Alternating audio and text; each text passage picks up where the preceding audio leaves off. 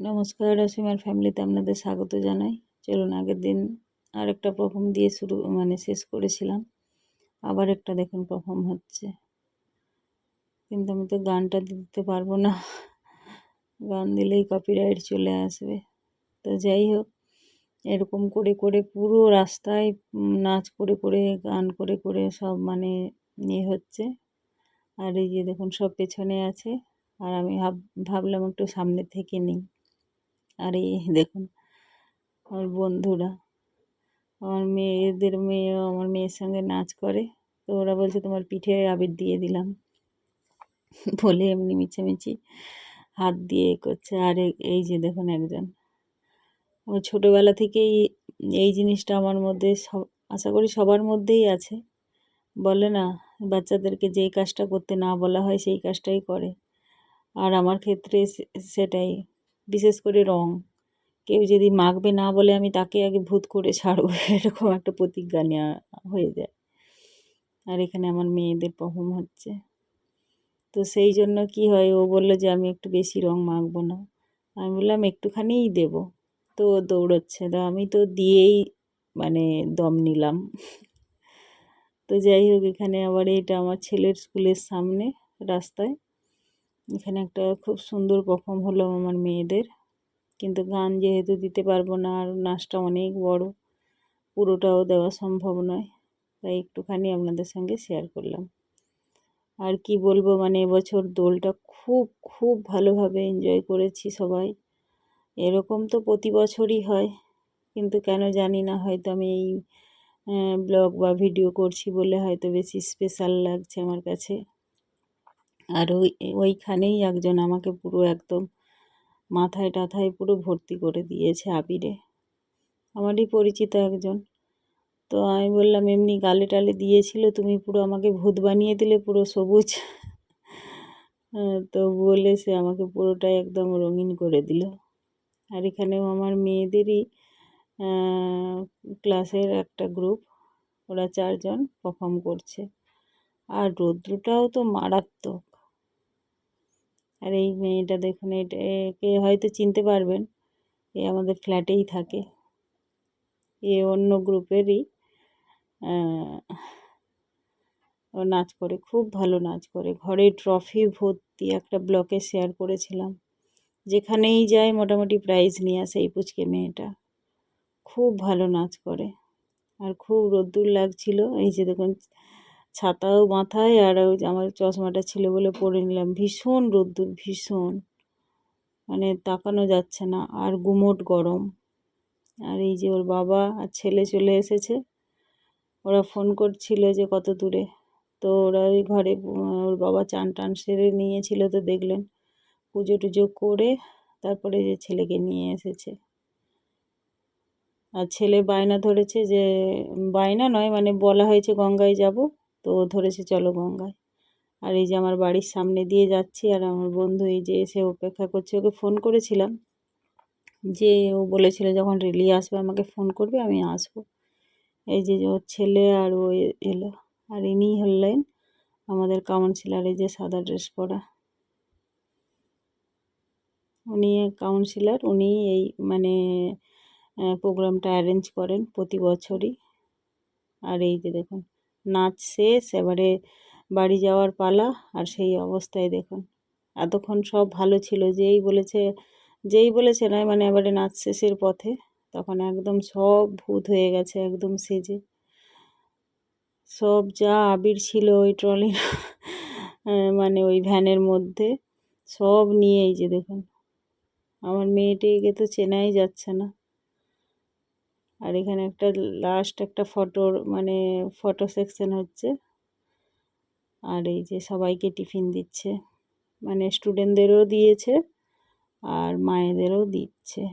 তো আমি আমারটা নিয়ে এলাম। আমি আমারটা আর মেয়েরটা নিয়ে আমরা হেঁটে হেঁটে এলাম। ছেলে ওর বাবা চলে এসেছিলো আগে, তো ছেলের জন্যও একটা চেয়ে নিয়ে এলাম। এই যে 11:30 বেজে গেছে, দেখি কি দিয়েছে ভেতরে। ওই একটা করে কেক, আর একটা করে ওই কি বলে, ব্রেডের ভেতরে কি, ওই চিকেন ব্রেড না কি বলে, ওগুলোকে জানি না নাম।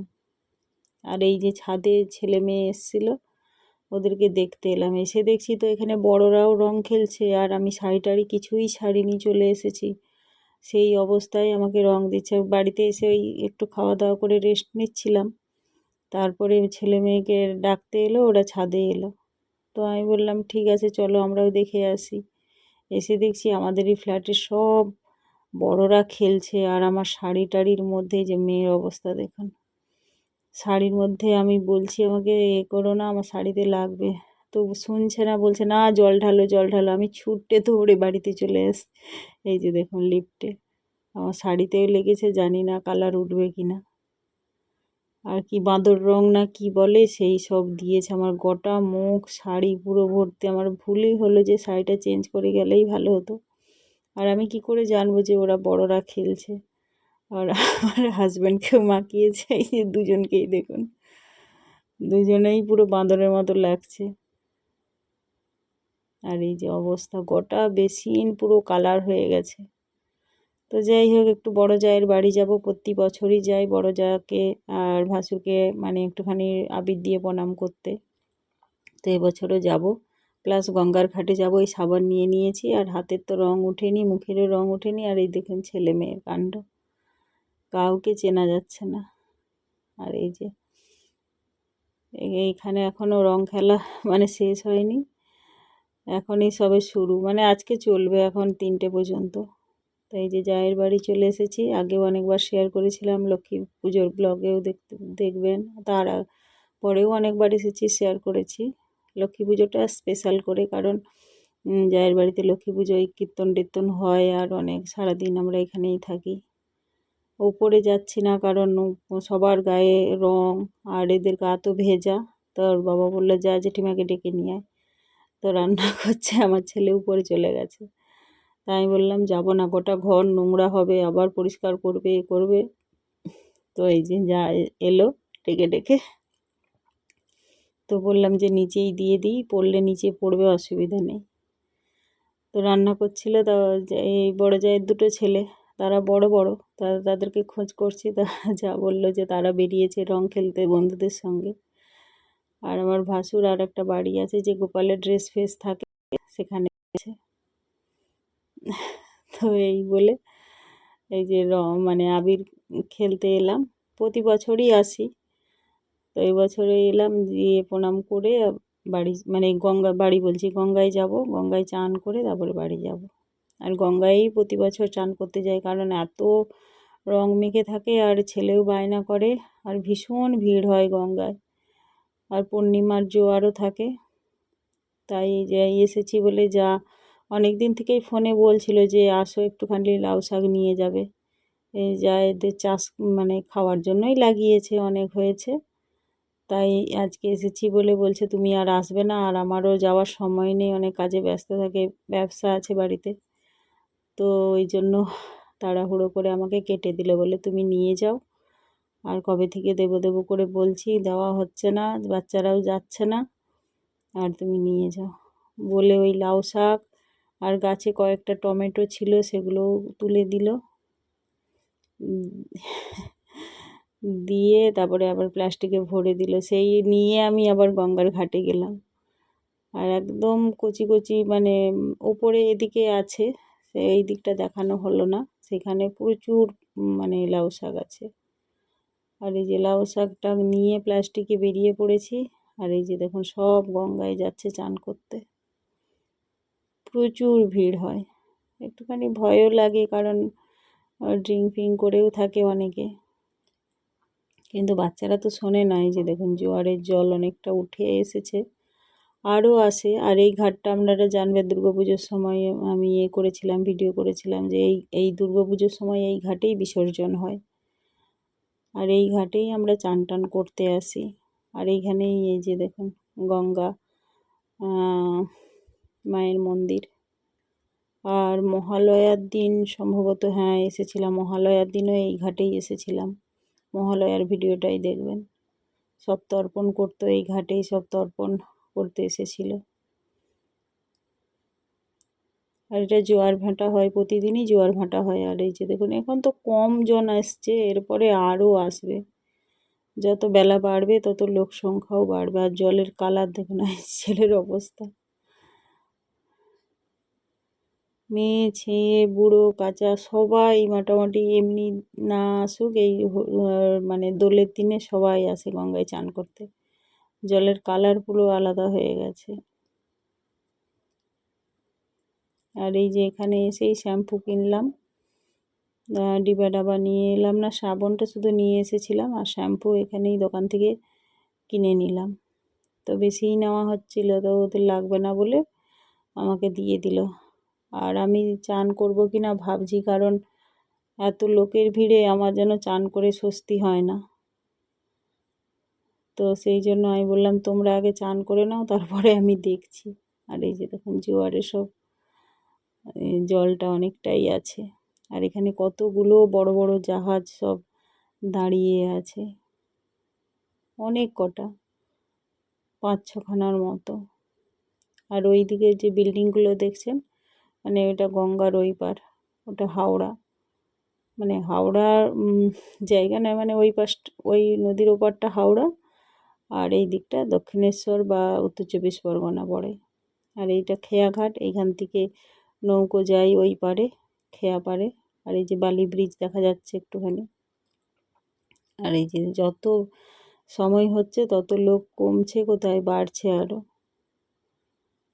তো যাই হোক, আমি ভাবছি চান করব না, আমি বাড়ি চলে যাই, ওরা চান করছে করুক, কারণ গা হাত তো গিরগির করছে। আর এখানে আমার চান করে পোষাবে না, আমি বাড়িতে গিয়েই ভালো ভালো করে বরং ফ্রেশ করে চান করব।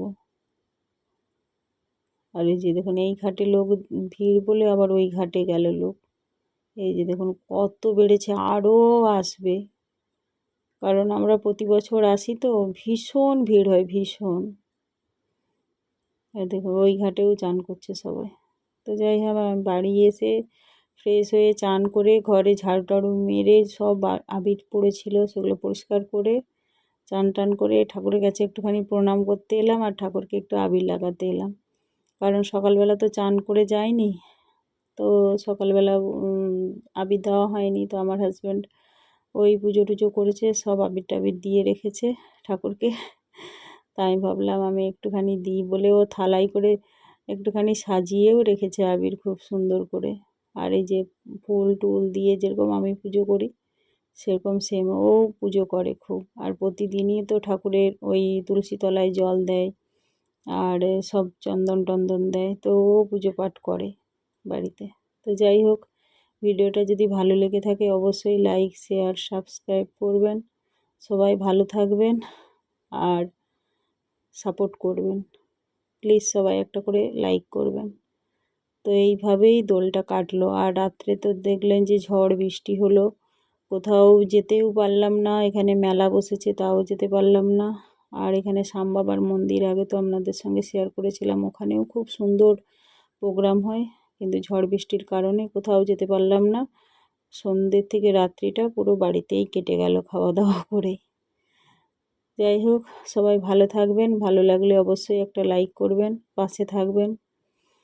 আর আপনাদের ভালোবাসা আমার দরকার, তাই একটা লাইক অবশ্যই করবেন।